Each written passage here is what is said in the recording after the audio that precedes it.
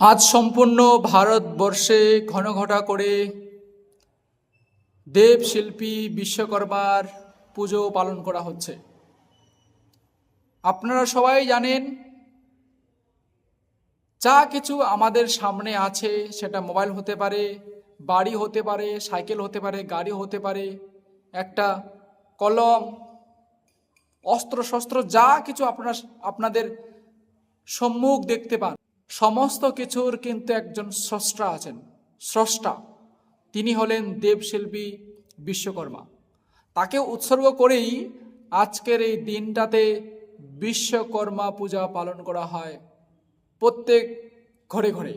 কারণ প্রত্যেকটা ঘরে বিশ্বকর্মার জিনিস রয়েছে। প্রত্যেকটা ঘরের সঙ্গে সঙ্গে কলকারখানা এবং কি অফিসেও এই উৎসব পালন করা হয়।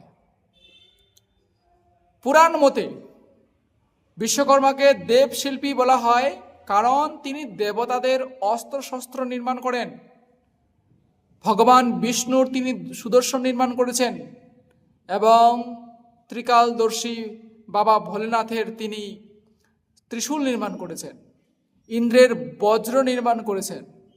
সমস্ত দেবী দেবতার যা কিছু অস্ত্রশস্ত্র আছে, সমস্ত অস্ত্রশস্ত্রের নির্মাতা স্বয়ং বিশ্বকর্মা।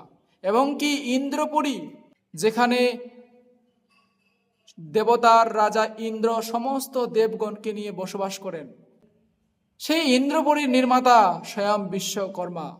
এর থেকে বোঝা যায় যে বিশ্বকর্মা পুজো শুধু একটা ধার্মিক অনুষ্ঠান নয়, এটা হচ্ছে সৃজনশীলতার পূজা, কর্মের পূজা, শিল্পের পূজা।